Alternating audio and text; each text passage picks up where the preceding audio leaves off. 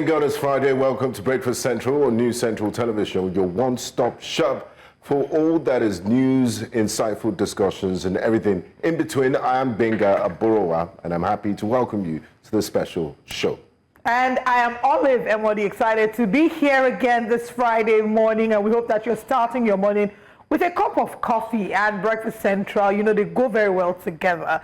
A number of stories have happened in the past 24 hours. In fact, the two biggest stories, it would seem, are Ibrahim Babangida's admission, to his role in the June 12 elections, as well as his book launch, and then the Senate president. And I mean, just yesterday we talked about the Senate president, especially the controversy that has surrounded him, his actions, the statements he made regarding the internet, and say, you don't take everything you see on the internet at face value. A lot of 99, is that the percentage, Binga? Yes, 99% of what you see on the internet is false. So he's on the news again. He reminds me of Portable, always knowing, the most controversial thing to do to stay in the news. Quite interesting there. Now let's start off with our first story on Wake Up Conversations. Like Olive teased earlier, it was the book launch of Nigeria's former military head of state, General Ibrahim Babangida. It happened at Transcorp Hilton in Abuja yesterday, and quite a lot of things happened there. But let's take this video of former Vice President Professor Yemi Osinbajo, who happened to be the reviewer of the book, and then we'll come back and give you the gist. A closer examination of all available facts, particularly the detailed election results, which are published as an appendix to this book, there was no doubt that MKO Abiola won the June 12th elections. Upon closer examination of the original collated figures from the 110 polling booths nationwide, it was clear that he satisfied the two main constitutional requirements for winning the presidential elections, mainly majority votes and geographical spread. Having obtained 8,128,720 votes against Tofa's 5,848,247 votes, and securing the mandatory 1/3 of the votes cast in 28 states of the Federation, including Abuja. I am gratified that the Buhari administration finally recognized him as a former head of state of Nigeria. I mean, brilliant book launch, and also they managed to raise some funds for the Ibrahim Badamasi Babangida Presidential Library. About 16.5 billion naira was raised in one single day. That's why it's good to have friends in high places. Rich friends like Olive Emodi. But going on, that wasn't the biggest news of the day. The biggest news of that book launch was the former head of state, military head of state, who has been quiet all this while, 32 years later, expressed regret for annulling the June 12 elections. And he did mention that the late Chief MK Abiola was the winner of that election. Administration, I accept full responsibility for all decisions taken under my watch.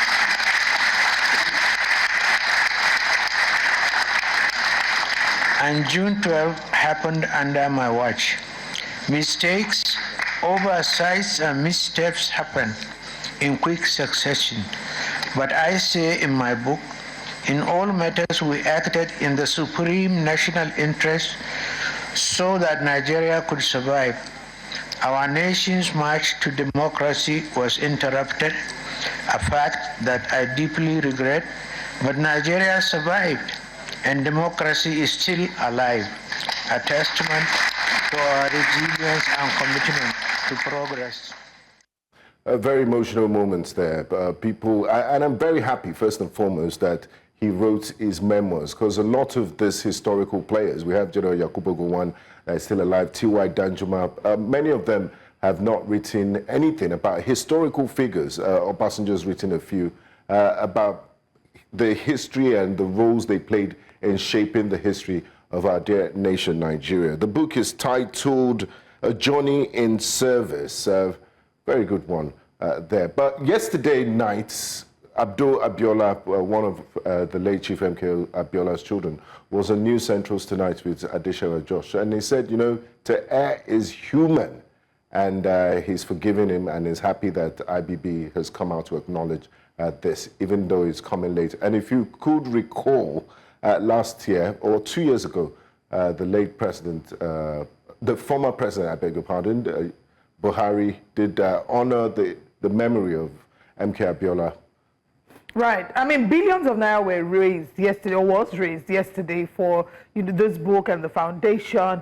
But I know when guys talk about the sweet side, the other side we haven't quite spoken about is those who have called out IBB, saying that him and Abacha and a number of people have contributed to keeping Nigeria where it is economically, politically, and otherwise.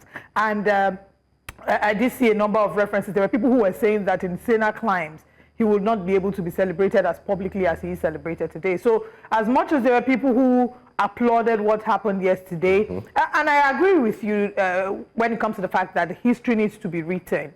History needs to be told. I mean, it's something that President Goodluck Ebele Jonathan at the book launch yesterday alluded to when he applauded him for this. Said a lot of people contribute to history, but not a lot of them document history. So that it's great that this is documented. A number of these stories need to be told in the same way that I hope that we have a number of people who are documenting history right now, so that it's not rewritten to gaslight the generations to come. But there's still a lot of criticism with how they have handled how they handled Nigeria's government. And what's even sad is the fact that we haven't even made much progress. If you look at Nigeria as it was then and Nigeria as it is now, I would always reference the book, The Problem with Nigeria by Chinua Achebe. And I remember how I rolled, and I began to think of how Chinua Achebe must roll in his grave and roll his eyes. If he thought what was happening then was bad. He had said that by 2000, that we have 2000 to get it right or else we missed it. This book was written in the 1980s. We're in 2025.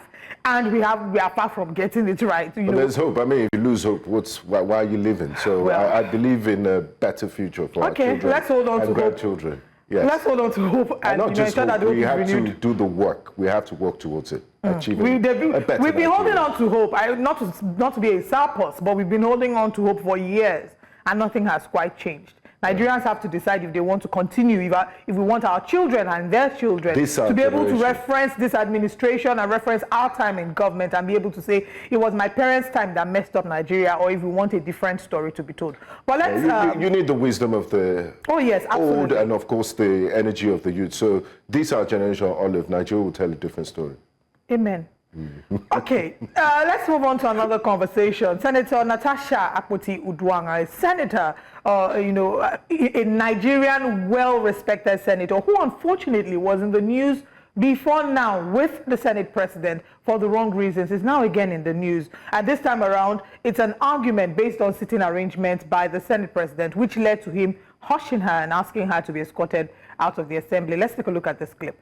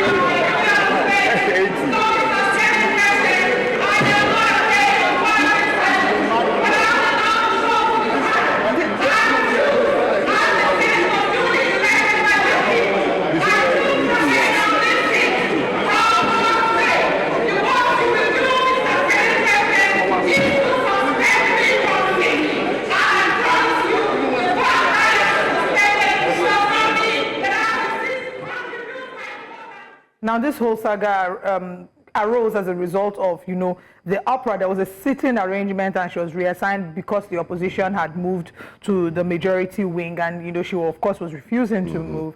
And she was saying to the Senate president, you cannot silence me, I cannot be silenced. And we've seen a number of people who have analyzed. A majority of people we've seen have stood solidly behind Natasha Akpoti-Uduaghan. Just yesterday, we had a conversation with two guests. Ejike Okpa was one of them, who's a foreign affairs analyst. And he began to refer to Senator Godswill Akpabio. Way before this incident. And he said, that Senator Godswill Akpabio talks to people like he's talking to, his villagers or his village members in Akwa Ibom. So what we've seen is a reputation of a Senate president. He's not garnered the best reputation in terms of how he's We've had related Senate presidents in the past his senators, right? Yeah. And just to quickly add that you are first amongst many, first amongst equals. That's what the Senate president is. You were elected like Lord, Emperor, like the remaining champion. 108 of them. Well, the election is another subject of debate, but that's a conversation for another day. And when I saw the video, part of the conversations I was seeing was people saying, Senator Natasha Akpoti will stand with you. Recall that a few months back, he had said something to her condescendingly, telling her, Senator Natasha, we're not in a nightclub. She reminds me of a member of parliament in Kenya, Millie Odhiambo, who said, the good girls don't get the kind of office. Be a bad girl like Millie Odhiambo. I'm a bad girl, that's why I'm serving my 4th time.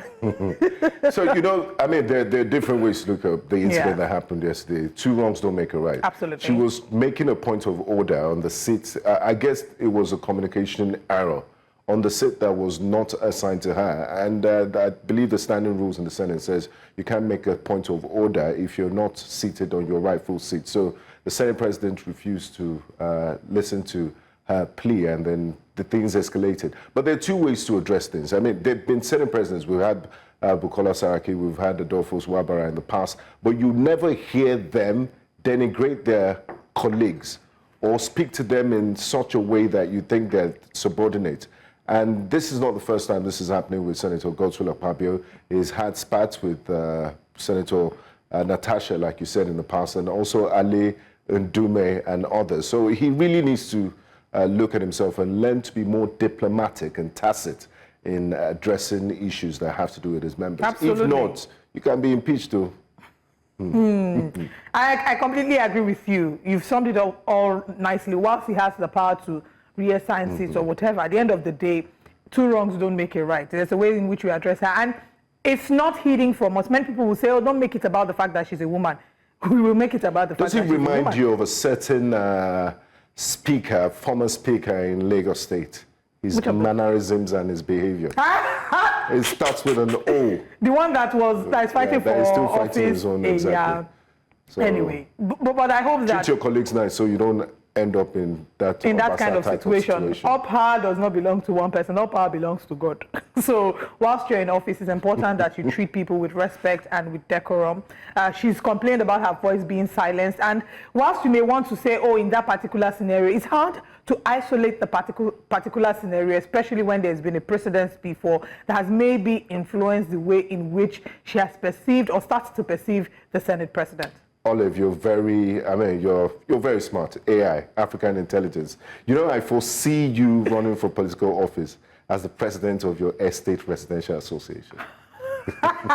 No, my estate resident. In fact, my estate group, they are very savvy. The things that happen in my estate group. You can't just start from Nigerian president. Start from somewhere. I'm very quiet. In fact, I don't think they even know I exist in that estate group. I never say a word, but I enjoy all the banter in there. But back to the House. We look forward to see a saner House. We hope that this is resolved peacefully, amicably, and that all members of the House feel treated with respect, dignity, and that there is a measure of decorum.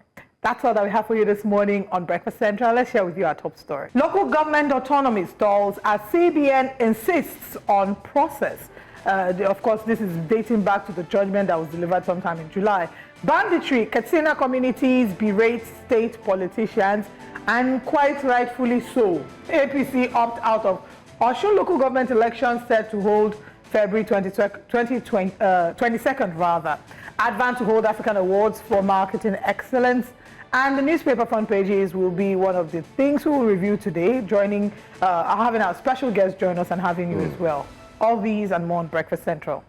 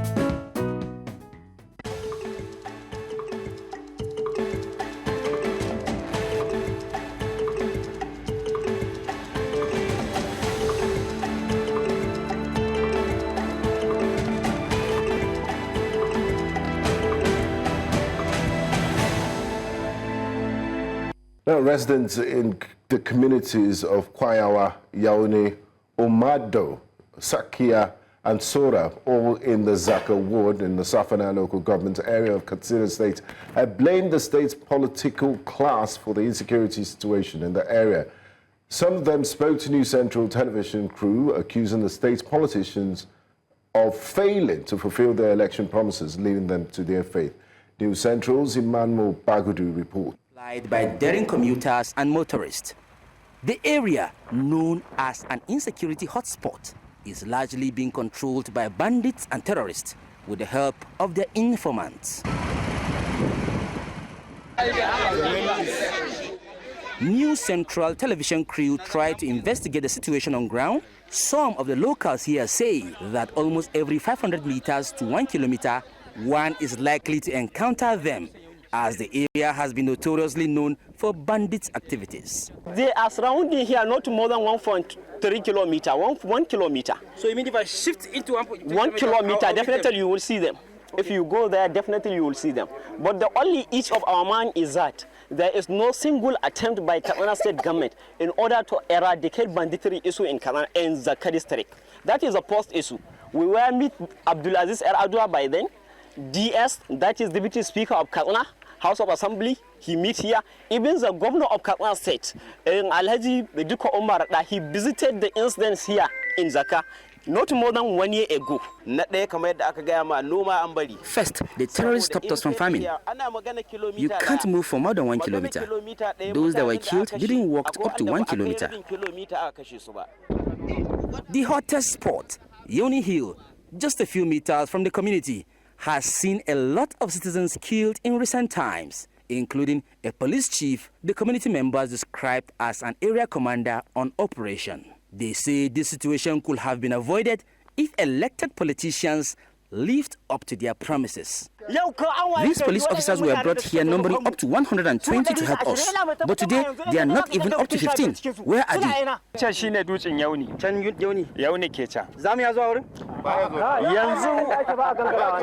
is Yauni Hills, which is not less than 1 kilometer from here, from Papani. So yeah, that is the place I am here right now. So that Yauni Hill down there, yes. Can I go there? No, you cannot be able to go there. So that if you go there, you either to pay for ransom, or we come to here and say we are sorry, sir, because you already lose your life by then. That is the case. This very place I'm telling you about, Yauni and Damarki, that was where the police area commander was killed. Okay, sir, you have a House of Assembly member. What's his name? Honorable Abdul Jalal Haruna Ronka. Okay, so you're representing the State House of Assembly, representing Safana local government. House of Reps, we have Honorable Aliu Ilyas Abakar Batsari, who is representing Safana, Batsari, and Musa. Then we have the senator. Okay, we have Senator of Katsina Central, that is Abdulaziz Musa Eradua. Abdulaziz Musa Eradua. That's supposed to be the younger brother of the former president. Yes, sir. Okay. Umar Musa Eradua. Then, of course, the Katsina State governor, of course, Umar Dikorada, right? Umar Dikorada. So these people here in Zaka and environs, Safara local government are calling for urgent help. They said they need it now. When they mention right in Safana, they need an urgent help. That's what it means. Right in Zaka, Safana local government area for New Central, I am Emmanuel Bagudu here in Katsina State. Thank you. A disagreement has emerged between the Central Bank of Nigeria and the 774 local government chairmen over the opening of bank accounts, a crucial step towards implementing local government autonomy. The central bank says it has commenced, profiling the chairmen and signatories to the bank accounts for the local government areas, citing the need for financial accountability. However, the Association of Local Government Chairmen of Nigeria, ALGON, claims it has received no official communication from the Apex Bank regarding the account opening process. Now here's more of what you should know about this story. This development comes 8 months after the Supreme Court's judgment affirming the financial autonomy of local governments and prohibiting governors from controlling funds meant for the councils. The court also directed the Accountant General of the Federation to pay local allocations directly to their accounts. Historically, local government autonomy is provided for in the 1999 Constitution, but has not necessarily been in practice. The Attorney General of the Federation and Minister of Justice, Lateef Fagbemi, has assured that the local government autonomy will be implemented once the CBN process is concluded. Meanwhile, the AFCC has warned local government chairmen to be prudent and accountable in managing resources, that they do not have immunity from investigation and prosecution for fraud. We're joined this morning to discuss the issue by economist Paul Alaje. Good morning. Thank you for joining us. So much for having me. I think we should go back a little bit before we delve into the current update. When this landmark judgment was delivered on the 11th of July 2024, we saw that different people had different reactions. In fact, a number of the governors were not in support of this autonomy because of certain reasons, such as potential to exploit on the part of the local government chairman. Did you have any reservations at the time or before this landmark judgment was passed? And do you still maybe have any reservations about how this might be implemented? Well, I never had a reservation. We cannot say we have a federation without including the local government. What we have all the time is we have had a proxy local government where state governors appoint administrators at local government. You might have a policy that says truly there is a local government, but in the real sense, if the control, I mean financial control, is not available for local government, then certainly we don't have a local government. So when the judgment came, it was a landslide victory for Nigerian people through the local government. It also means that the way we are holding governors accountable and responsible, we can do the same with the local government. Of course, the governors have some reservations that perhaps when they don't align with federal government can directly deal with the local government. And if you look at some things that had happened, I think Lagos State as an example, where it was rift between the federal government and local government, it was said that funds were denied Lagos State, and Lagos State had to innovate. In this case, even if such thing happened, local government will still get their funding. It's only the state that may have the challenge. So instead of government dealing with all the local government at the subnational, talking about state in this case, then there is another true tier, another tier of government, which is local government, and they can have access to their funding directly. Now, Mr. Alaje, when this landmark judgment was given, a lot of Nigerians celebrated because the local government is the closest to the people. Now, it's taken 8 months and we still haven't achieved this full autonomy. Now, the central bank is saying that they're going to profile local government chairmen and signatories before granting them financial autonomy. What's your take on this? Is it necessary? And why is there such a trust deficit between the central bank and this local government chairman? People assume that local government chairmen don't have any type of fiscal responsibility. Even the EFCC is warning them that, look, you don't have immunity, or when and if this money comes, will come for you. Yeah, so from the report, the central bank says that they have to do some due diligence before they can allow them to sign. I think what the central bank wants to ensure is that the real chairpersons or chairman or chairmen of local government are the ones that are signing the checks and funds into the account. Also recall that this is the first time in a very long time that we'll be taking this holistic approach into giving autonomy to local government as regards their finances. So I strongly believe that they might have had the communication concerns. Local government chairman claims they have not received communication from the Central Bank of Nigeria, while the Central Bank is saying that, oh, we have already told you what to do. So if there is a circular, which I doubt, or letters through the state government to respective local government, because they are dealing with a lot. The number of local governments in Nigeria is perhaps more than times of all the commercial bank that the central bank is administering. So clearly it's going to be huge if the central bank wants to start looking at them one by one.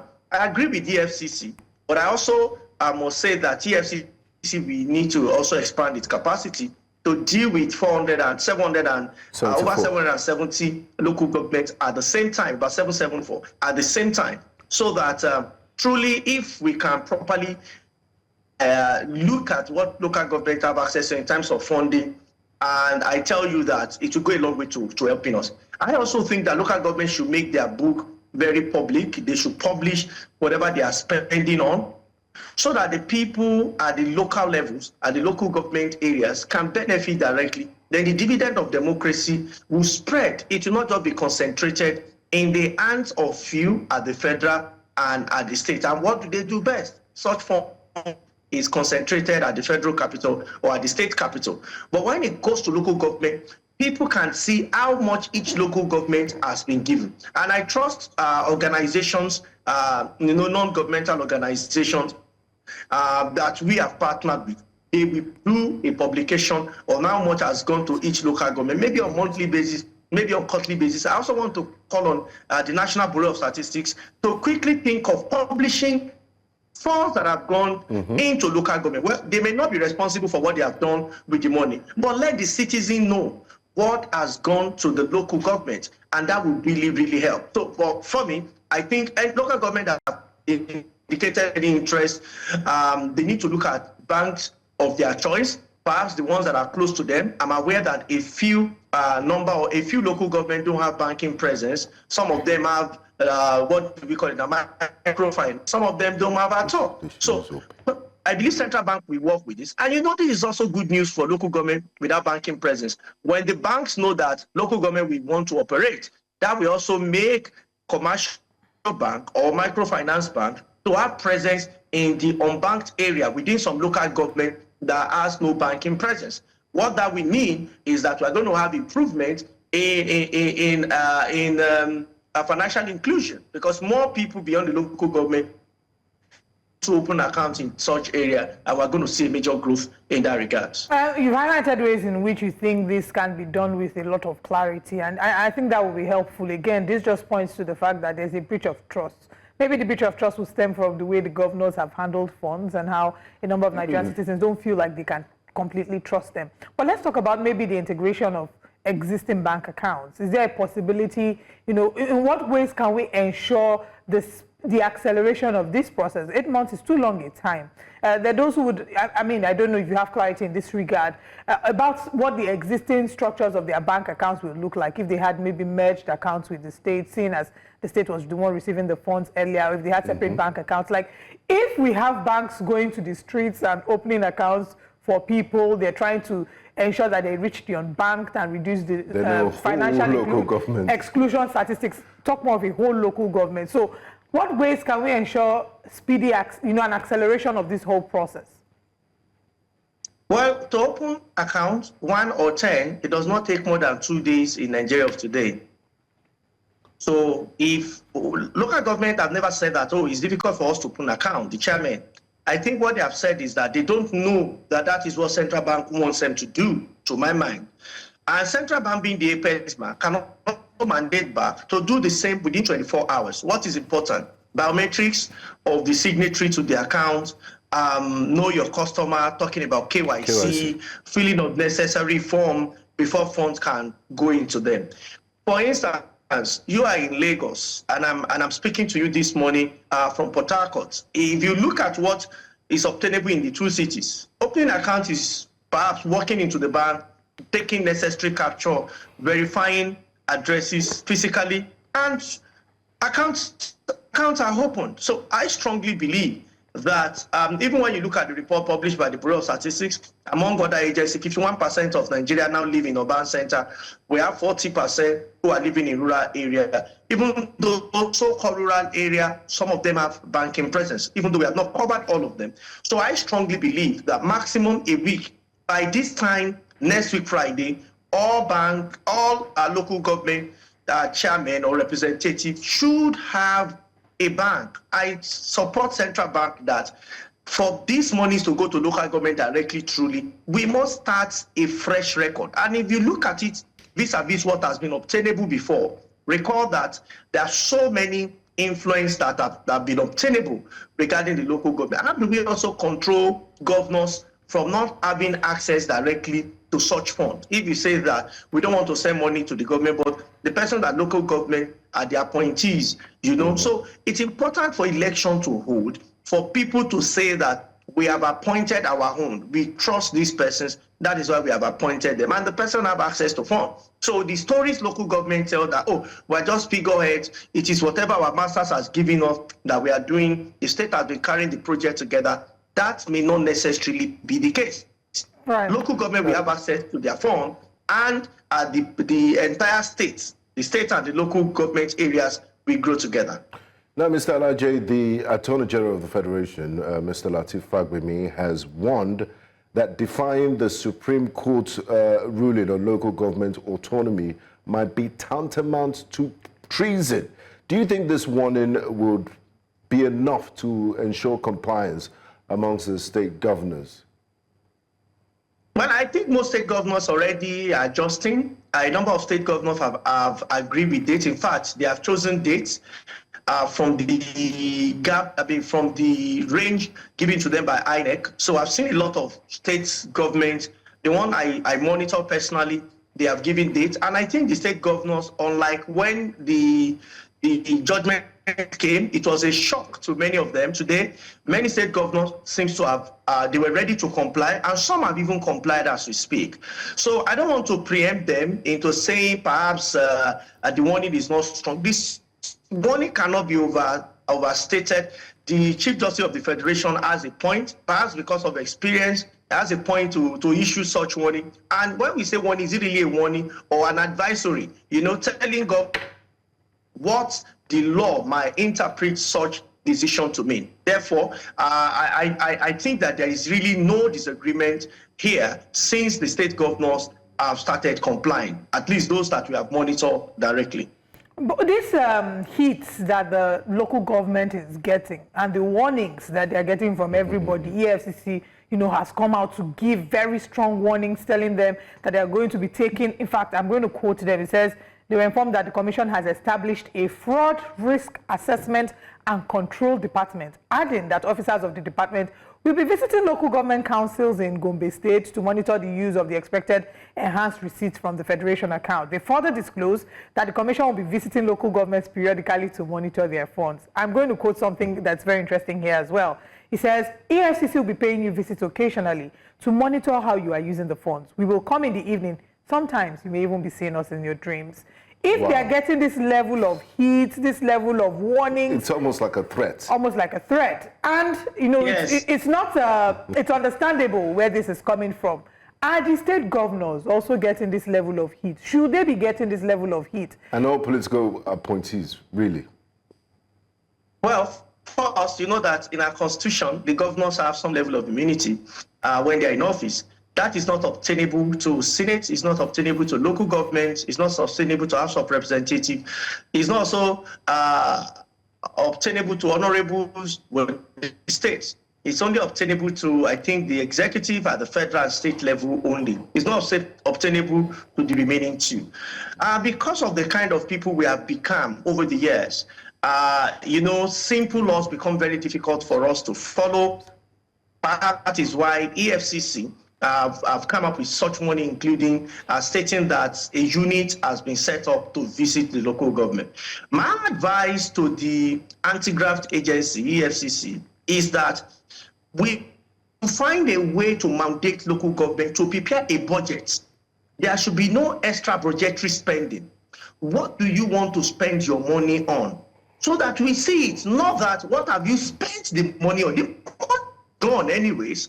But what do you want to spend the money on? There are a lot of civil society groups that can help, anti-graft agencies to see if what local government publish that they want to spend their money on is actually spending their money on. If they say they want to construct a 5-kilometer road, or they want to bring in irrigation to some farms, they are physical, they can be evident. The EFCC will do better by partnering with civil society organizations that will say, we have done our private investigation on XYZ local governments, and we can tell you that what they said they will do is not exactly what they have done. Therefore, EFCC, we will want you as an anti-graft agency to look into this matter. And we are going to have a smooth run, honestly, to see that local government, men, if we have 2, 3, 4 examples, men who are not willing to serve their people, we can start correcting them, not just at federal, state, but also at local levels. Now, Mr. Paul Olaje, as we begin to wind down on this conversation, just recently in a conference, NBA President Mazi Afam Osigwe warned that failure to implement local government autonomy could lead to a greater calamity. What impact do you think full local government autonomy will have on governance, service delivery, and grassroots development in Nigeria? Local government is very central to our development. It's very key to our development. It's like creating a level of government. For instance, let me use Lagos State, extra 20 presence of government to the people. The truth is that the way federal government cannot reach everyone, is the same state government cannot reach everyone. When we step down the level of government closer to the people, then the people will have access to amenities, welfare, and some other things, especially the downtrodden, the poor of the poor. We have access to local government. When you construct road, local government road, when we support farmers and we make it local farms, when we partner in primary school, which perhaps is the responsibility of local government. Look at the primary school, government primary school all over the country. And I trust your station, News Central. You can do a poll online. On social media across the board. You can also look for professionals to partner with you to carry out this poll. How many people want to send their children to primary school, government primary school? Remember that primary school are now the responsibility of local government.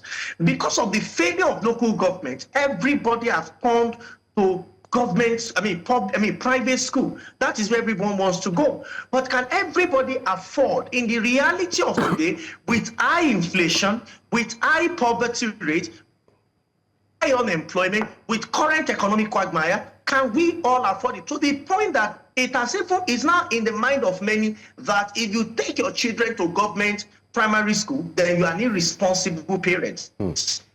Is what is ubiquitous on the mind of many. So what should we be doing? We need this local government to revamp these primary schools, among so many other things that are their responsibility. What you see is confidence in some of the areas will improve. Then we'll stop seeing some irrelevant institutions that are now replacing local government. Again, water. Can local government provide water? Can we have so many other things that local government can partner with state government on, because they are to a large extent independent? Then you will see a resurgence of hope that our people want, a resurgence of development at local level that seems to have disappeared. Before now, we have engineering departments in local government where they can grade roads they don't have capacity to construct, and perhaps tar roads that have been graded over time so that people can to a more motorable road. But if you ask me, is that what is obtainable? Maybe when the governor just like the faces of such local government persons, then that may be the case. But if the money goes to them directly, you are going to see major improvement in the cases of those that we judiciously utilize their fund. And that is why if they don't, EFCC, civil society organization can come together to investigate, to observe and share reports.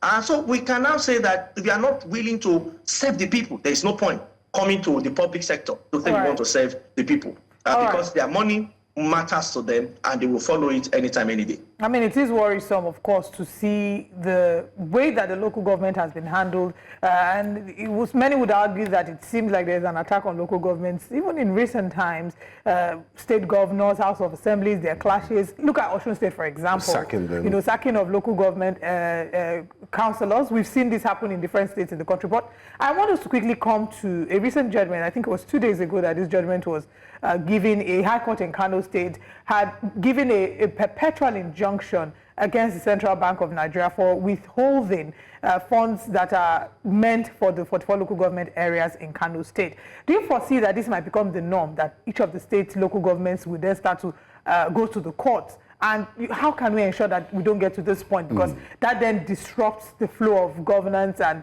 the flow of the the economy really in these different states? Well, first of all, I think that the central bank and the local should not use judicial process to adjudicate some of the concerns, delay in payment. I think they need to have an understanding through Algon, their representative, to talk to the central bank. The action of government regarding local government autonomy is very pure, is very clear. It is for states not to usurp the influence and power of local government. And we should all get that. When this judgment came, I was particularly very happy. And also so that the what we saw in Osun will not be there. And to stop this repeat, I want to speak directly to legislature, National Assembly and State Assembly. We need to make local government to have the same tenure with governors, such that when they are all elected into office, everybody will be living at the same time. I'm trying to justify the reasons and what was on the mind of the drafters of our constitution, why local government should be 3 years and others should be 4 years. If truly we want to serve the people, I've heard a lot of argument here and there, but honestly, they are not convincing enough in the reality of our greed as a people, in the reality of our need as a people. I don't know if anybody has put that forward, and I think this is what Algon should be doing, and what they should lobby through is to have local government have equivalent of 4 years, and the election should be done together when we are having a national election. So anybody that gets to office knows that is there or she's there for 4 years, and these 4 years will be the same as to what is obtainable in their state. Yes, if there are disruption in election, this electoral body can come up and organize this election for them. Talking about states electoral commission, we know that for 2/3 of the state and more, it has never been the way we expect it to be.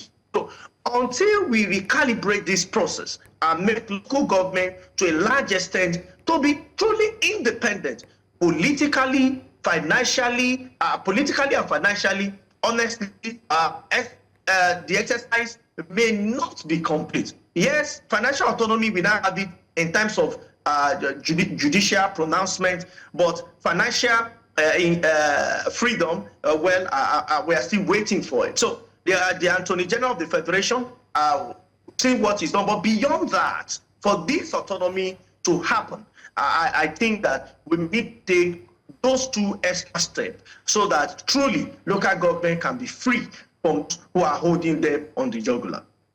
Now, finally, Mr. Paul Laje, before we let you go, what role do media organizations and civil society play in holding local governments accountable and ensuring that, we realize this autonomy for local governments because of the benefits they will bring to the people at the grassroots? Is limited without transparency. Local government, as part of the things federal government is doing, is to ensure transparency in the presence of expending or expenditure that local government will carry out. When this is done, leave the rest for some of us and the civil society organization and rights groups. I strongly believe they will do the needful. There are groups that have really Nigeria. Our rights groups and civil society have done this over again. And for those of us who are economists, we also look at it. If you say that you want to construct a road that is constructed in your neighboring local government for 500 million, 1 billion, 5 billion, and yours is coming at 30 billion, we would say it, even though we might not be from that local government. So that is why transparency, we cannot do anything if the process, the spending is not transparent. And that is why I'm advising the EFCC chairman, among others, which are the representative of the head of the respective state, to find a way to ensure transparency in the receipt and spend is necessitated. I'm happy with what NFRU have started to do under President Buhari administration by restricting what and in catch. That was a laudable process that so many people did not talk about. But that's a very thing that the NFRU started doing under the administration. And the good news is that NFRU have not stopped that. That is still in place. So transparency is what government should look at Then political independence, government should add it to it. And lastly, government should add the true financial independence, which I think is what central bank began to do. So, and I think there should be timeline to how long it will take. If not, more local government will go to court. And when local government go to court, it will be the case of a dog biting its own owner. And you know that, of course, such dog might be let loose and have no owner at the end of the day. I will not go back to Egypt. I really am hoping that it will be a great testimony for us. I really am hoping that we can move through this, get past this phase. And we don't go back to Egypt. We don't go back to Egypt. We have the full local government autonomy, and that the local governments can prove naysayers wrong, because it just seems like everybody's waiting for them to go in to steal money and marry more wives and buy more cars. Paul Alaje, thank you for joining us this morning on Breakfast Central. Thank you very much, sir. Thank you so much for having me. All right, moving away from that conversation, let's look at some more political conversations. The All Progressives Congress, APC, in Osun has withdrawn from the local government election scheduled for Saturday, February 22nd, 2025. This decision was made in a letter dated February 17th, signed by the APC State Publicity Secretary, Alao Kamoruddin, and addressed to the Secretary of the State Independent Electoral Commission, OCEC.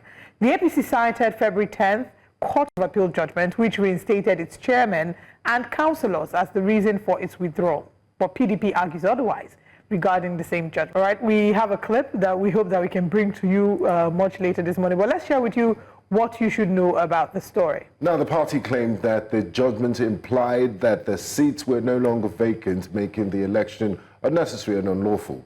This development comes amidst a crisis between the APC and the People's Democratic Party over the Court of Appeal judgment. The PDP had claimed that the judgment did not reinstate the sacked APC council chairman and councillors, while the APC insisted on their return to local government secretariats. This crisis escalated on Monday, with both parties laying claim to local government secretariats across the state, resulting in the loss of 6 lives. Now, before we introduce our guests, we'll go on a quick break, and when we come back, we'll get straight into our discussion.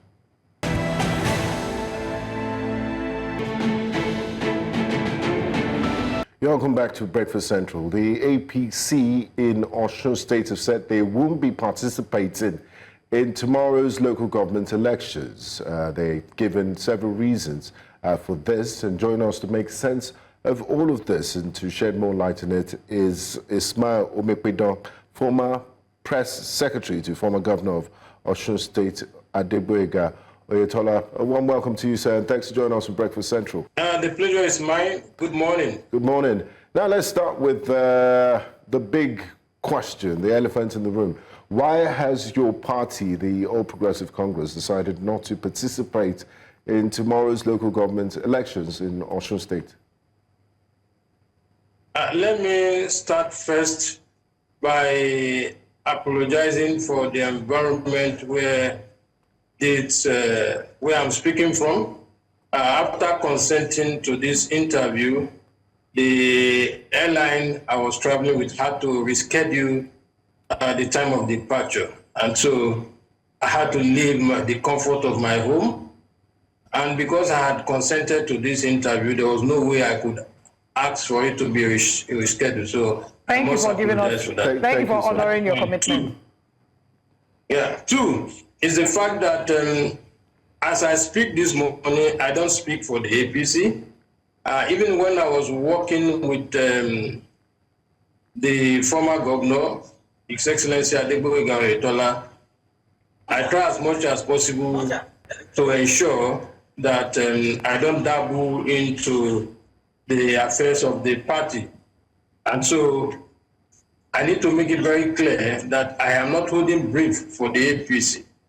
I haven't said that I am aware of the development in Osun, and I'm also aware that there has been back and forth over the judgment of the appeal court. And if you recall the days of Peter Obi in Anambra State, Peter Obi also came in through the court, and while he was battling with his case at the court, then the INEC fixed election, and I think the PDP went ahead to feed Andy Barr as its candidate.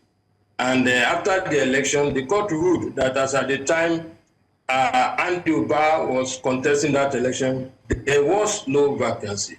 And so if we go by the recent happenings in Osun, I want to believe very strongly that APC may have taken the decision it took because it believed very strongly that there is no vacancy as at today in the councils in Osun State. Okay, so let's talk about exactly now the APC, and we thank you for clarifying the fact that you're not speaking for the APC. But the APC has opted out of the elections. Do you, by any chance, know if the elections will still hold tomorrow in Osun State?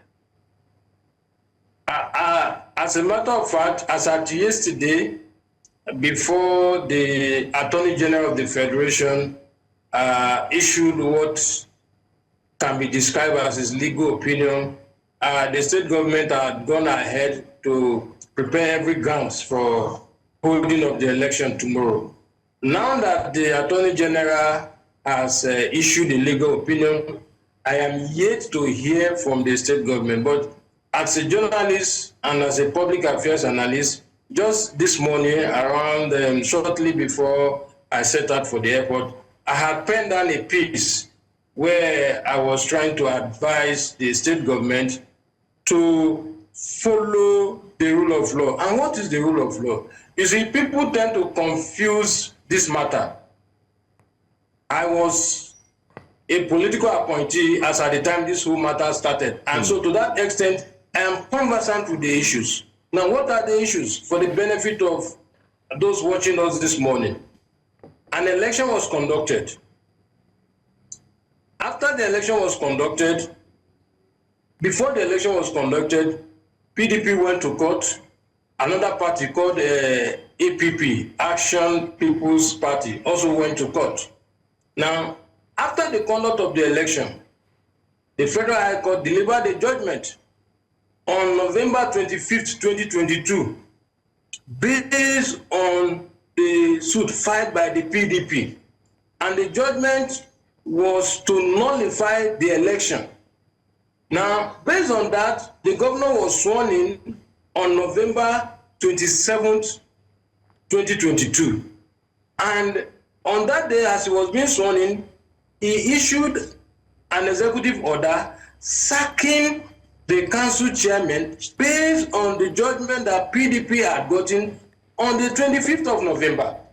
Now, the APP judgment, which the PDP are trying to cling on to, came on the 30th of November. So by implication, what it means is that the PDP judgment, which came earlier, November 25th, it was on the basis of that the governor sacked all the council chairmen.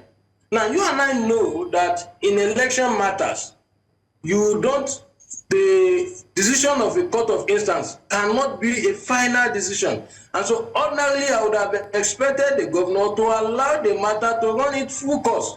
But rather than allow the matter on its full course, the governor issued an executive order to sack the council officials based on the judgment the PDP got on the 25th of November. And so it is this judgment that the APC had gone ahead to challenge at the appeal court.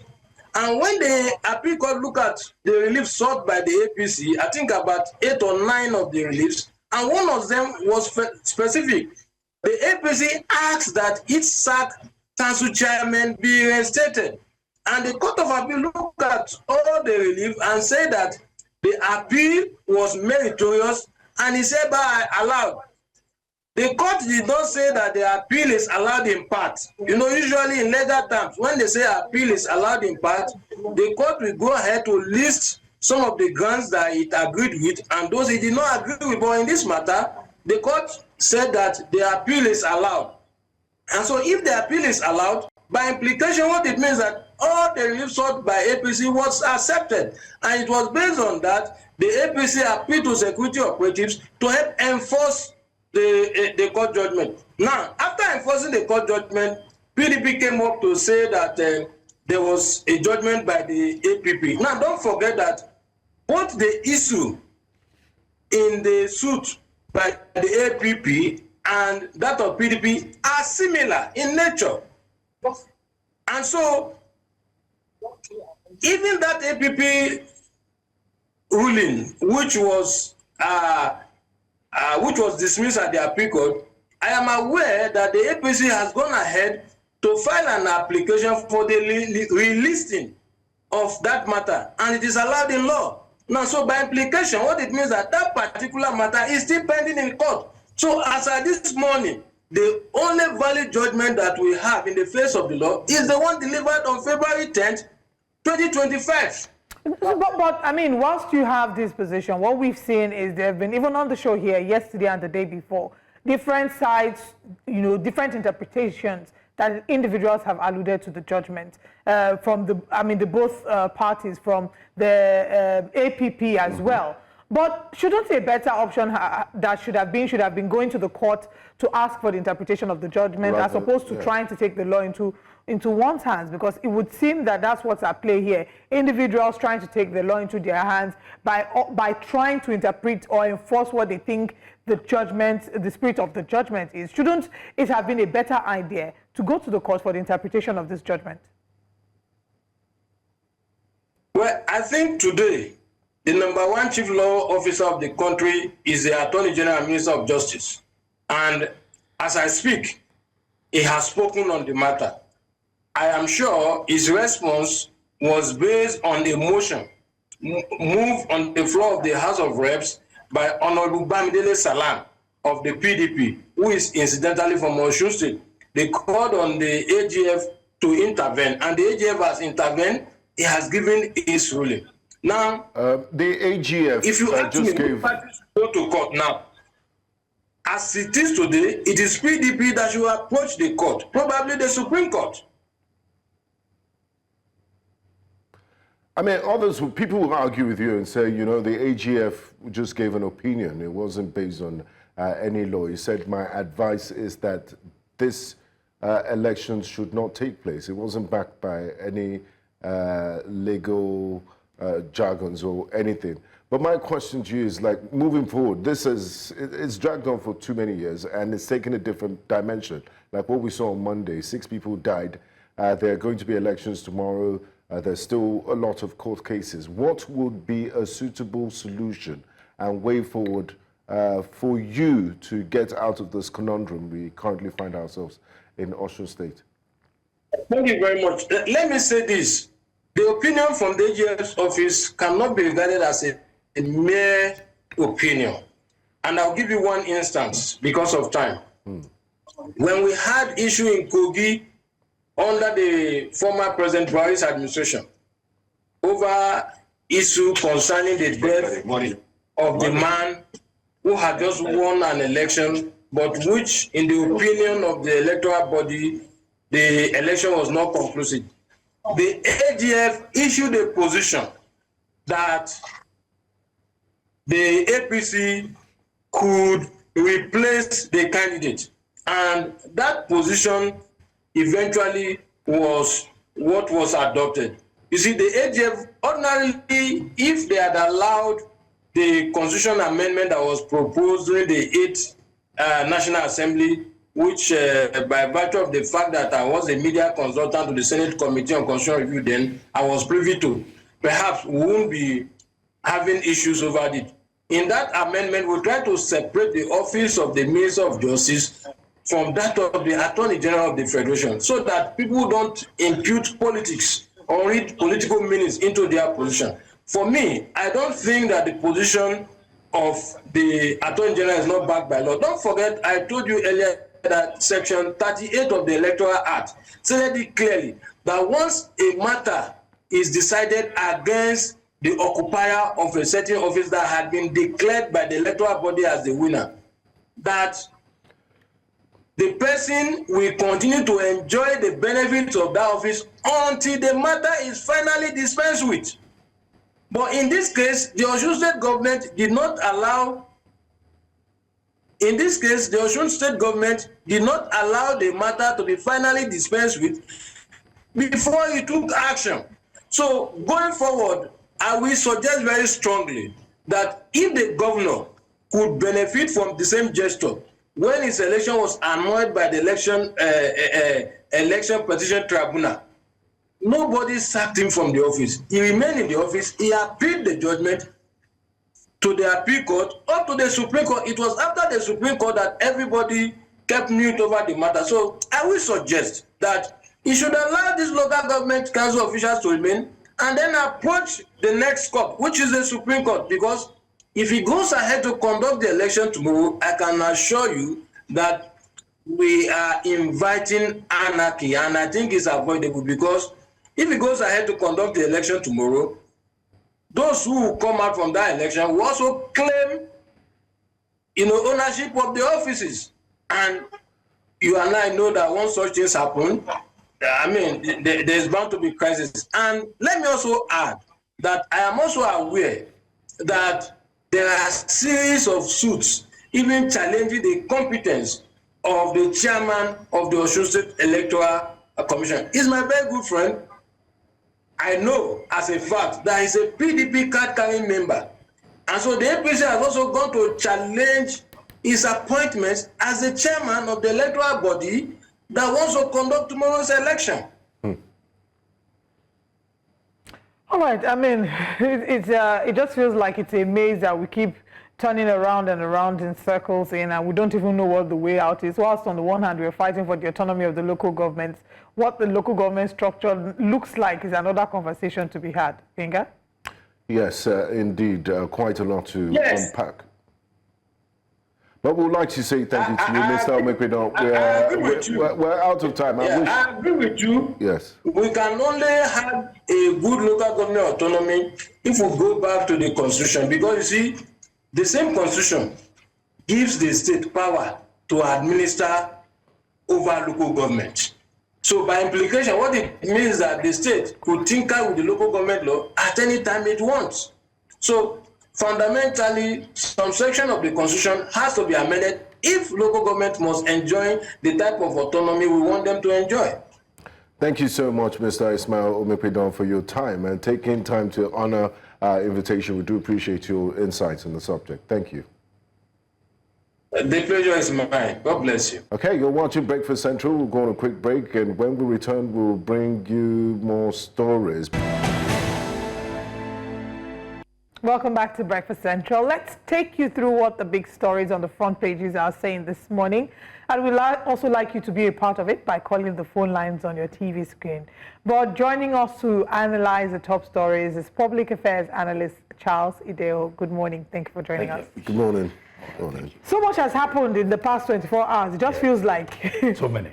Typically sometimes... Your eyes are feeling giddy. Honestly, I'm busy. Sometimes it feels like, the same stories keep recurring. But now it feels like there's a new update. Especially like an onion, you keep peeling on layers of layers. All right, let's start with the Nigerian Tribune. The big story here, MKO won June 12th election. Abacha annulled it, IBB says. Without Babangida, I wouldn't have joined politics, Tinubu says. Dangote, Rabiu, Danjuma, Arthur Eze, others donate over 16 billion naira for IBB Presidential Library. Yes. Natasha in another shouting match with Akpabio. NUT slams federal government over 12-year basic educational proposal. Senate observes minute silence for late Adebanjo, asks federal government to immortalize him. You are a product of God's grace at 77, cleric tells Awolowo Dosumu. Federal government terminates Oyo Ogbomosho road contract. BC Akonde misrepresented me in his comment on death of Bola Ige. Brigadier General Oluwole Rotimi says, CBN retains 27.50 interest rate, maintains monetary policy parameters, and AGF to Osun Governor shelve local government poll. Court of Appeal reinstated APC chairman. You are not a court of law, Osun government replies AGF. And that's all on the Nigerian Tribune. Let's go to the Guardian.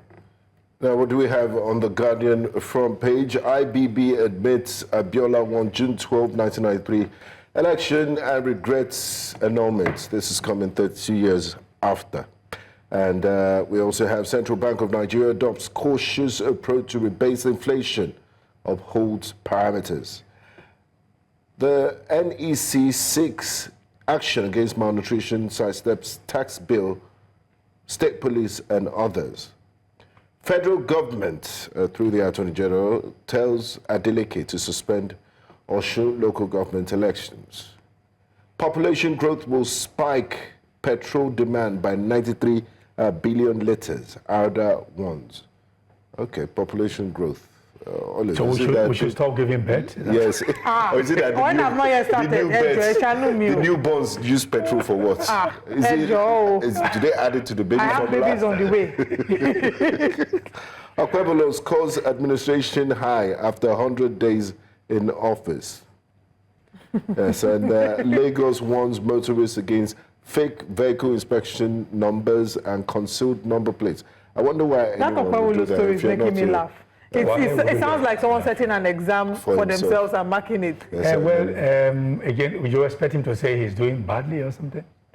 I mean, he came in there, he said he had the magic wand to change everything, that he want to set a do on the right path, and then 100 days down the line, he will say, "Oh, I have failed." I don't say people will be the ones to determine. So, do you think, from your perspective, do you think that he's done well in 100 days? Well, I think I went home last November. I saw a couple of things.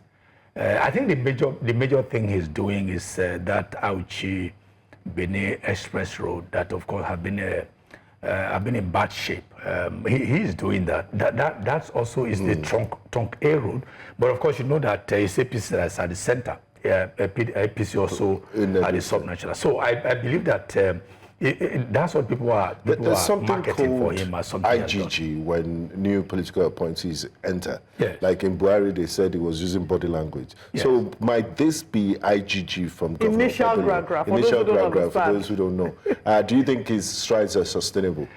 Well, I hope so. Because I'm a stakeholder in the Edo project. I have had not a government appointment. I have a political appointment there before as a spokesperson of one of the parties there. Yes.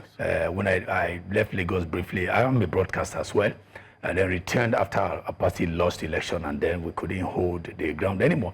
So I quite understand what's happening there. Initial gragra, sometimes it also happens in football. You brought somebody from the bench and you saw some dashing moves and all that, then it sinks into the crowd and that's all. So, but I'm hoping that it doesn't turn out to be like that in the case of Okpebolo. For the greater good of the state. Yeah, for the greater good. And then again, for the sake of the party, because they think PDP didn't do well. If they're able to do well, people will applaud them. Because for me, I am a beneficiary of the free education policy of the UPN, because I attended school during that time, secondary school. I didn't pay a dime apart from boarding schools and not a boarding fee. So for me, the two, Bemodia went to Mofofo born that time, and Ambrosali, there's been a problem of progressive development in that state, which of course I want this new government to reenact, if they can indeed reenact. Okay. Yes. And finally, on the front page of The Guardian, United States says USAID not sponsoring Boko Haram, so they trying to say you should disregard anything that's coming. There's no way they would have told you, oh yeah, we are doing it. Congressman Scott Perry. I mean, do you expect them to say, okay, oh, no, yes, we are doing it, I'm so sorry, I will stop doing this. it. Please, David, you ask, the Yoruba will say no, it's not going to happen. Yeah.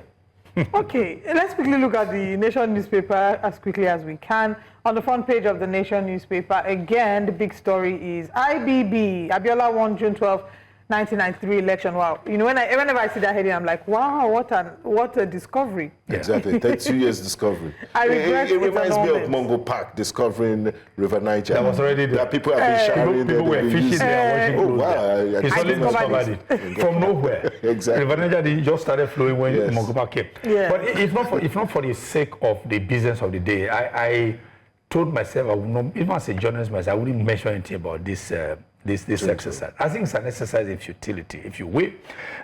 He calls it something in service. I think it's a disservice he did. I was in a journey in service. A journey in disservice. That's what I'll caption that. I think I just finished in the diploma at that time when this issue of June 12 happened. I voted. We're living at Osun at that time. Why would you wait for 32 years to come and tell us what you already know? So there's something new. Okay, but the apology part. I mean, to be man enough to say, look, I regret this decision. It's long. It's too, see, no, why I am angry. My anger is based on the fact that there are people who could have who could have been witnesses from the other side. They are dead. So why wait for Humphrey Nwosu? Did you ever see anything? There was no mention of Humphrey Nwosu. Yes, there was the one who facilitated the election. There was no mention of Humphrey Nwosu in that yesterday. If I read through everything, whether I'll see even a line. I'm going to try and get the book this weekend and read. There was no mention of Nwosu. There was no mention of Atom Zeribe of the ABN. There was no mention of all these people who were even Justice Clement. Some of those people who actually, but he's hipping on it. Okay, well, not my fault. You see, because of the interest of the nation. Which interest? Do you know that even the war he said he was preventing? There was. Well, it may not be war, but a lot of people died. Chimamanda died. You know Chimamanda. What about Baghdad Kato? What about Abiola's wife? A lot of people died. I heard about some people, some of our Igbo folks who were trying to run away from Lagos, who also died, caught in the web of confusion. All these things were what he said he prevented. And then if Abacha were alive, would Babangida say he did, because Abacha is not meant to defend himself. So he waited for too long, for so long. If he had done it 10 years after, good. If Humphrey Nwosu was still alive to witness this, he died 4 or 5 minutes, October, exactly. 2024, I think, October 2024. So if he were alive now, how do you think he will receive this? Because he would have been able to counter some of these things he's saying.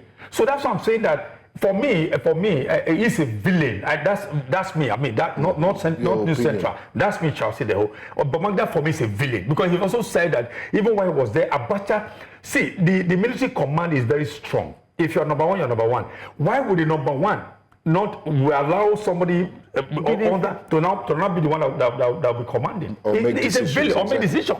So when he was the commander in chief. So Abacha at that time was no commander in chief or commander in chief. So why would Abacha, who was no commander in chief, now become the person who was? I mean, he became the person who was now giving orders. So he's a villain. He's a coward for me. That's why I say Babangida is a coward, because he was not in charge. And now he waited till all of them were dead before he was now coming to. He's telling us what already. There's no new thing in what he has said. What he said, the only thing he did was just to raise money for that president. Because for me, to me, is something. For example, what does this have to do? What are the key areas that, I mean, we haven't read the book, but hopefully we'll be able to read it within the week. Yes. What are the areas that you expect explanation for? Because some of the criticism we've seen, people have asked, what happened to Delegiwa? You know, are we going to? He said he's still waiting too. That he also, that when who came in, that he set up the Oputa panel, they talked about it here. He was expecting that the killer would be unveiled. He also was disappointed at police. And it was head of state. Now, there's also the part of the Dimka coup where he went to the radio station and they said he allowed Dimka to escape and all of that. But beyond all of this intrigues, some historians and there's a school of thought that says he's done well to document his own story. I mean, Obasanjo has written My Command, My Watch, and a lot of these players in Nigeria's history have not documented their own part, whether you believe what they say or not. How important is it for actors, people that have been part of this country? And we have a lot of them that are still alive, from General Gowon to T.Y. Danjuma to Alabi Siama to General Akinrinade. Why is it important for them to document? Before you respond to that thought, we have a call from Lenin, who's calling from Abuja. Good morning, Lenin. Lenin, please go ahead with your comments. Please, I want to talk about this IPB stuff. Yes, please go ahead. You know, in this country, we lack accountability. I always say accountability. We respect elders too much. In the same country, IPB would have been picked up there, and right there. That would have been something that would be happening. Now, you know that a child is watching, somebody is watching. Okay, if I do something wrong today, I'll confess in 40 years' time. They will call me to open a library for me. That is just this. In the America we are copying, Donald Trump won election, but he was still standing trial because of interference in the last election and failed. Right? That's the system that is working. They are accountable. They hold you responsible for what were wrongdoing. But our own, these things you did wrong when you were small, when you were much younger, when you are elderly person, nobody can talk to you. So that is the system we are. The system of the elderly, respecting elderly. When elderly people do wrong, we respect it. Don't talk to him. He's an elderly person. He has fought for Nigeria. He has done this. So that is just the system. Thank you and have a nice weekend. Thank you. Thank you, Lenin. Thank you, Lenin. Okay, to your question, for me, I think it's just as I said earlier, exercise futility. For me, what he has documented has no stand history, because he stood history on his head. The truth is there. Why do you? What he so his did, greatest undoing is June 12th. He struggled to exonerate himself from blame. Yeah, well, maybe as an aside, I'm sorry for what happened, though it's not my fault. I mean, that's no way to be a leader. Do you know what he took? It took us through. I mean, it took us on a roller coaster between 1985 when he took over and 1993. Banning politicians or banning them, rebanning and all that. Remember, that's why they called him the Maradona. Yeah, He'll be called Messi today if you ruled or Ronaldo. He decreed two political parties into existence, the NRC and the SDP, and spent billions of naira building secretariat for. We have two for about how many local government? Two per local government. Most of them, if you visit all those cities, they are all the grass and trees have taken over those cities. So imagine if we've been democratic since 1993. Imagine the progress we have made before, between then and now. Yes. But it was a stunted road he brought, he fostered upon. But like Lenin said, we have to respect our elders. So no, I didn't know he said we respect our elders too much. I thought that's what he said. Yes, so that's what he said. Because our elders could never go wrong. That's it. So we should, Babanga's and elder, we should respect him, even if he did wrong. No, come on. If anybody did wrong, we should say if he did right, we should applaud the person. Let's pause for him. We have an elder on the line, so let's respect him. Hello, Chidi. Good morning. Yeah, good morning. Yes, Chidi, please go ahead. Yeah, can you hear me very well? Loud and clear. Please go ahead with your comment. Okay. I want to greet you all and my brother in the studio. Thank you. What is happening now? It's like we are in it, a day of reckoning, a year of confession. You see, more confessions will still come out. People should start confessing. I am happy that Gowon was also there. I am also happy that the president is also there. Many people will confess. After 32 years old, you denied a man his position. Election in Nigeria claim knows that. Why is he even talking by now? The man in question is dead. The wife was killed. Who killed the Lekiwa? Many people suffered, and you, after this period, he comes to glorify himself.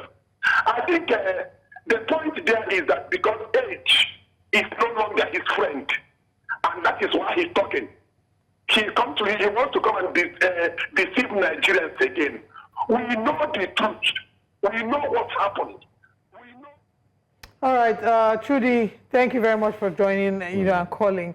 I mean, this sentiment, we've seen a number of people, but I think another criticism that we saw was a lot of leaders who attended the event. Part of it, they had said that at the end of the day, that we hope that politicians have had more, that basically politicians, regardless of the side of the divide, they will be all united by one common cause at the end of the day. Yeah, because, in leadership, in most cases, particularly the Sicilian leadership of those days, you don't commit class suicide. Because once you belong to the leadership circle, it's like a cult-like followership or so. What happens to one person affects you. That's exactly what's happening over there. Besides, all of them are within the court, in the manner of speaking. So if one of them calls out the others to come, they need to show up over there. But if nobody attended, I would have been happier. But when I call people out, vexation would make people not go. I would have been happier. If, for instance, you had that all yesterday, scanty, I would have been happier. But the people who he didn't just the number one citizen of the country who the military hounded. Imagine that. He was also there. And Tinubu was also applauding him and all that. No, Shibaji was not even in the fray. Shibaji was not in the picture at that time. You know, because as a lecturer, he was just in university doing. But the one that surprised me, Tinubu, who was also a victim of this military brigandage. Tinubu was a victim. He was hounded. At the time, they said they had to go through Bush party, through Cotonou and all that. is the same Tinubu that God has gifted with benevolence to be our leader today. Well, Tinubu, as a president, he had to be there. But the one I like who wasn't there was Buhari. Buhari just didn't go. He sent someone to represent him. If Tinubu had said, okay, somebody should represent, I also would have liked it. But today, look at Gani Fan. Gani Fan also died in the course of this because he never recovered from all those disappointments. So for me, he waited for too long for so long. If 10 years down the line, it would have made more sense, it would have been more effective. But all the dramatic personnel, if you will, they all died, and then is the only hero remaining. I mean, come on. For me, it was a waste of exercise. He just wanted to raise money for that money too is even another issue for conversation. But as much as we can, we have like just a minute to wrap up this segment. Your brief thoughts on Osun. The elections are, the essay to the governor in Osun State says that the elections will hold and that the Attorney General's opinion is not a legal matter. So it's just an opinion. Let's get your thoughts. Again, for me, I should think that the governor should shelve the election. Because the case in point is that if an appeal court has reinstated those chairmen, then let them serve out their tenure is going to be ending in October. So I learned. Let them serve it out then, so that it can be a basin of hope for us in democracy. If he did that, do you know that his name will be written in gold? Right. So that's what I think he should do. I shouldn't go ahead with it. But again, politicians will always be who they are. They want to. They tell you they know what you don't know. Right. So that's where we are here. That's all we can take this morning. Chelsea Deho, thank you for your time with us. Thank you to our callers as well. That's all that we can take. We're going to a very quick break, and when we come back, we have another conversation to kickstart the second part of the show. Stay with us. Welcome back to Breakfast Central. African Awards for Marketing Excellence ADVAN is set to hold tomorrow, 22nd of February. The event, which is to hold at Admiralty Conference Center, Naval Dockyard, Ahmadu Bello Way, Victoria Island, is themed Controlled Chaos. Quite a punchy theme. Hopefully we can delve into that. And thankfully we're joined by ADVAN President Osamide Uwubame and ADVAN CEO Ediri Ose Ediale. Good morning. Thank you very much for joining us. Welcome to you both. Thank you. I really like the theme, chaos, controlled chaos. Maybe we can start with our CEO. Please talk to us about how you came about the theme Controlled Chaos and what it actually means. Okay, so Advertisers Association of Nigeria is about brands in Nigeria. So when we talk about brands, we talk about any organization that tries to get knowledge about their products and services to the target, through media. So you can agree with me that the world is a little bit chaotic now in terms of the kind of media that we have, the kind of opportunities that people have to listen to you about your product. So the ability and the effectiveness in you getting your message to the right people, breaking through the barrier, is actually you trying to control the chaos and letting people know that you are there. So in a hyper-connected world, everybody's connected, in one way or the other. And reaching your target has become a little bit more cumbersome than it was a few years ago. There are more knowledgeable people. They have so much opportunities to get information. So you breaking through that clutter, is the chaos that you're trying to control. Amazing. Now, Mr. Uwubame, Mr. President of ADVAN, who are the members of ADVAN, and could you tell us more about your organization? Okay, so ADVAN is made up of brands. So there's product, there's brand. So brand is when you want to build your name to be known for something, to stand for something, and that kind of stuff. So every single brand can be a member of ADVAN. We have multinationals, large corporates, SMEs, so we have all in our kitty. The beauty of ADVAN is it's an advocacy group. It's a group in which we champion the cause of brand building and get people to come together and decide how, as brands, we have a conducive environment to build our brands. Is it a Lagos thing or pan-Nigeria? It's a pan-Nigeria thing. Okay. It's a Nigerian thing. So we have brands outside Lagos. So we have brands everywhere. So the guy that is selling pure water in Aba can be an ADVAN member. So it's that kind of organization in which it's an advocacy, and we have our pillars. We do a lot of capacity building and all that, and most of these things are for free. Members come for training for free, which they would have gotten somewhere else for a huge amount of money. So it's getting us together in a room discussing how best we can do what we do, which is about building brands. So most times it's just about ensuring that the brands are in a good place. Okay, we'll come back to talk about how people can be part of Advan. But Madam CEO, when you were speaking, you talked about the challenge of getting the message across and how it's become increasingly cumbersome in this world that we are to be able to get your message across to your target audience. What would you say are some of the other challenges that brands currently face, and maybe talk about the role that Advan is playing in helping to ensure that these challenges or this divide is breached? So when we talk about the challenges, do we have all week? No, we just have a few We just have a few minutes. So first of all, I mean, it's the natural challenges of any business, saying that how do I promote my business in the most effective manner? That means you do a little bit of research. This is what I am. This is the product I have. How do I turn this product into something that my consumers will want? So that's the general challenge. And as your audience is evolving, your tactics have to evolve. You're not speaking to the same people you spoke to 10 years ago. You're not operating in a world where we were 10 years ago. I mean, there's AI, there's the Internet of Things, there's such a connectivity and such a vast myriad of information. So you're trying to speak to a very intelligent audience. So those are the challenges. So as a brand, definitely you have to be on top of your game with your messaging. You have to be on top of your game with your research. You have to be on top of your game with the quality of personnel that are working for you. And then one of the things, like my president said, we're an advocacy group, is unnecessary policies that stifle creativity. Like, we're talking about AI, and then as an agency say you can't use AI for your creative work. And we're like, in this world in 2025, you're telling us we can't use AI? I think my president wants to speak more on that. Those are the challenge. We want to break free, but some bottlenecks. Right. Yeah.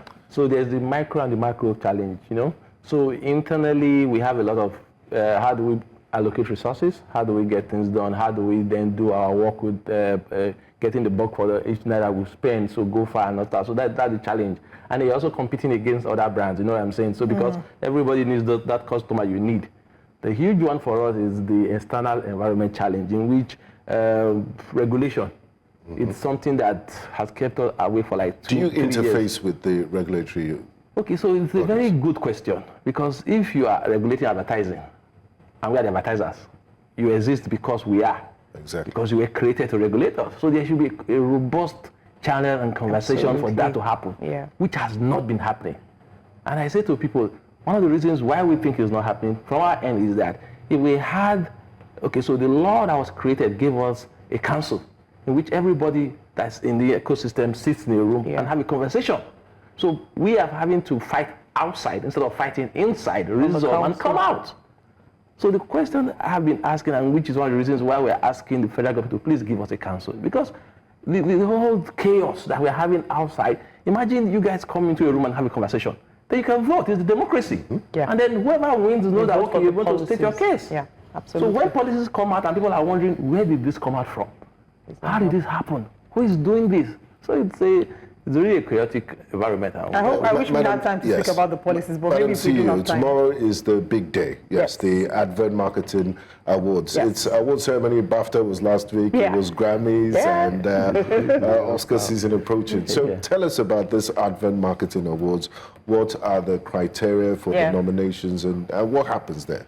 So we call ourselves the Oscars of marketing. I like it. Yes. And we truly, with all modesty, Advan Awards is the biggest marketing awards in Africa. You can toot your own. I can toot my own. This is 13 years down the line. We have a very thorough process. So what happens is that we have like 13 categories, which could be campaign of the year, the brand of the year, the most innovative campaign of the year. And we do not just give out awards. There are specific evaluation criteria that everyone must, find a way to answer. So you don't just, the ones that you have a letter that you begin an award. There's nothing like that. There's an evaluation, thorough evaluation process that is done by professionals in marketing, professionals in business, academy, and is done. So the winners are honestly the most celebrated organizations.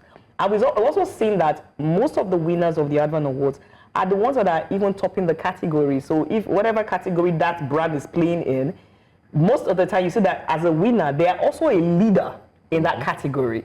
So what the Advan Awards is seeking to do is to say, we want to help you run your campaigns in a more effective manner. And how do you do that? They'll say, was there any research behind this campaign? Did you just wake up and say, oh, we want to turn this package blue? Did you do a research to say that thoughts behind it? People like blue package? And then after you've done it, did you go back and do an evaluation to see that the campaign met its objective? So we're trying to encourage our members to say, look at what your peers are doing in the industry. Are you doing it just as well? And then we celebrate the winners. Olive, she's right when she said it's the marketing Oscars, because I remember, I just recalled I attended an advert marketing awards a few years ago at Harbour Point, and it was really the Oscars. They took care of my stomach. Honestly, I think that is important, the work that you're doing in terms of ensuring that there's thought put behind campaigns, as opposed to the fact that we are currently in a world where people will do the worst things to trend, you know, and for cloud's sake. But when I remember sitting here, I remember some of the campaigns and the adverts that I watched as a child, and I can still remember them today, you know, because you can tell that there was a lot of work that was put into this. Absolutely. So just to quickly mention, or to go back a little to the nomination, what's the nomination process like? You know, could individuals was it made open publicly, you know, and the assessment, you know, there are people that would argue about certain award categories that, oh, I want to be sure that it was free, fair, credible. Can you guarantee us the freeness, the fairness, and the credibility of the award? Absolutely. So just to throw some light into it, there's what we call the Chinese wall. I don't even know a single winner, and I'm president. The jury selection is so done perfectly that everybody would get to see the members of the jury on that day. They will then give their insights as to what they did. They judge separately. You know, you have your own paper and you are judging. Nobody is having conversation. When you're done, people get to gather it, the auditors audit and all. So you would not find a single person say or brand say, oh, how did this person win? Because the data is there. There's a process to it. So when you let people have a process to how you win, and then you deliver on the process from end to end to end to end. I wish you guys would come and you see what we're talking about. Please invite us. We'd love to come. Please, you're invited already. Just please come. People see people celebrate. And what I like about it is it's a big pool of learning. So because we all have different issues, and it's very heartwarming to see another brand I have done something. I say, oh, I can copy this. I can do this. The thinking behind it was marvelous. It's something I think I'm also suffering from, which I can learn. So it's a big learning pool. Okay, let's bring in your publicity secretary, who's joining us, the publicity secretary of Advan, Adeola Amosu, the publicity director. Thank you very much for that. Publicity director of Advan, Adeola Amosu. Thank you very much for joining us. Just to ask, I'm going to ask a two-part question. So first of all, when people hear Advan, what do you want them to think? What is the one word or line that you want to jump at them, or idea? And then when they hear of Advan Awards, especially those who will be attending tomorrow, what feeling would you like them to take away from the awards? So in one word, thank you so much, the presenter. In terms of what we want people to see when they see Advan is advocacy, because what we do as a brand or as an association is to represent the interest of all association members. And when you talk about the Advan event, I think my CEO and my presidents have exhaustively talked about what to expect tomorrow. But what I think a lot of people particularly be looking forward to, as far as the event tomorrow is concerned, is the campaign of the year, because a lot of brands think they've done a lot of things last year, right? And I mean, for someone who represents a conglomerate of brands as well, I think instantly I have about 5 brands that are already saying we think we deserve to win the Campaign of the Year award. There are also brands from the outside that are saying they think they deserve to win the Campaign of the Year award. And that's a category I believe a lot of people are going to be looking forward to. In addition to that, I know that conversations around artificial intelligence and machine learning is becoming a big thing, which is a category we've also introduced this year. It would be nice to see which of the brand ultimately gets that gong, that award at the end of the day. I like how you say it would be nice to see which of the brands. Like you don't already know which brand. I'm trying to beg you to give us small expo, maybe after the show. Idea. Oh, he has no idea. No. Oh wow. Even the executive council members do not know who the winners are. Oh wow. That's wonderful. Okay. Now I'm even more excited. But now away from the Advan Awards and what people will be looking forward to and the categories that you think would cause a lot of buzz, let's talk about Advan as an organization. What would you say when maybe the first 3 words that come to your mind when you think about Advan, or what do you want people to think about when they think of Advan? So when you think of Advan, what we would like businesses in Nigeria to think about is capacity development, knowledge sharing, because we happen to be part of the World Federation of Advertisers. Where you have a long list of countries as a member, and what that therefore means is you can have case studies, researches, or data that have been done in other markets adopted in this country. So in terms of what we also represent, like I mentioned earlier, we advocate for our member, we push for strategic collaboration. I know that a number of brands are have certain issues that they experience, and I believe the president and the CEO must have talked about this exhaustively as well. But some of the issues that we today have, which is in terms of regulation, which I think a lot of association members also, mention, is something that Advan consistently try to find how to strategically collaborate with policymakers and regulators to find lasting solutions to it. So, I mean, brands, with the fact that they're facing odds and challenges in the market, what Advan tries to do is to consistently try to engage with relevant stakeholders to find lasting solutions to some of the issues that they have. So we're trying to build a market or an industry where brands are not only surviving, but they're thriving. Thank you very much, Adiola. Madam CEO, there are people that are watching now and listening to this conversation and say, I like what these people represent. How do I become a part of Advan? Okay, so the good thing is that we recognize the fact that we have organizations that are in certain brackets. We have the SMEs and we have the large corporates, we have the multinationals, and we have packages for all of them.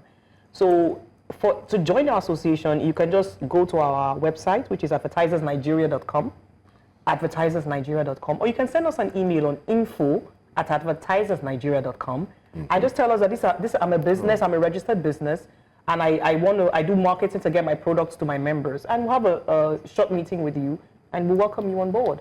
Influencers also a part of Advan, because we're starting to see a new direction. Lots of stories are being told. And is there maybe a possibility that in the future there'd be an introduction of influencers? They seem to be disrupting the advertising space. Brands are making use of influencers as well. So let me say, explain who we are. So advertisers are clients, organizations, client-side marketers. When you're an advertiser, some people may think it's an advertising agency. Right. But advertising agencies work for us. So we are the Coke, we are the Nigerian breweries, we are the Nestle, we are the, I'm sorry for mentioning brands, but we are the MTN, we are the Toleram, we are the Indomie. That's who we are. So we are organizations that use advertising agencies and put our advertising on media. Thank you for clarifying. So we are the, like my president likes to say, we are the brains and we are the wallets. Especially the wallets. Okay, I mean, it's been a very interesting conversation so far tomorrow. We're looking forward to Advan Awards. Any other? I just wanted to ask you guys, beyond the Advan Awards, do you have periodic events and other things that happen during the course of the year? We have a very active calendar. So we have the likes of the CMO Forum, we have a day for stakeholder engagement, we have a day in which we get people into a room and discuss with even the external people in the industry. We are also very active players in even issues of other associations. Because what I say to people, what affects them affects us. They work for us. They were created to enable us to do what we need to do. So be an outdoor practitioner, even the influencers. Most of them will tell you without the brands, they won't be where they are today. Absolutely. So you see where we play. So if anything is affecting influencers, it also affects us because we also need them to do what we want to do. So it's a robust calendar from year back to back to back. We have a lot of activities and You just visit our website, you see a lot of things we do there. We don't just want to visit your website. We want to come for advert. Please, you're invited. I think to add to what my president said, we have a robust training calendar as well, which is both physical and online, and that a lot of SMEs can key into. We teach SMEs how to grow your brand into becoming like a multinational brand. What do the multinational brands, what have they done? You can do it as well, teaching them how to conduct researches, how to do marketing in an effective way. Not just saying, oh, I want my product, I'm going to go to Facebook. Why are you going to Facebook? Do you understand the knowledge behind why you're doing Facebook? Or you might be better using outdoor. So those are the knowledge that we need people to understand, that you don't just do a stab in the dark. You have properly articulated plans so that your brand can grow. Data-backed, Absolutely. Oh, I'm sure New Central corporates have a lot of cooperation with you guys. Yeah, great. So Thank you so much. we can really see the work. Brand is branded. We're counting down the hours. Tomorrow is Advan Awards for Marketing Excellence. It's happening 22nd of February, and it's happening at Admiralty Conference Center, Naval Dockyard, Amadou Bello Way. As a way of to lighten up the conversation, final thoughts on the Excellence Awards. Is there a dress code? Are we guaranteed food and drinks very plenty? Can I tell you the dress code? Please tell me. So the dress code is bold and disruptive. Wow. It goes with the theme.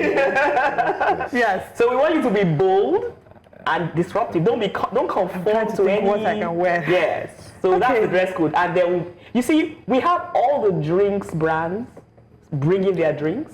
We have enough food, entertainment. I've been there before. So Okay, I take your word for it, and I take yours as well.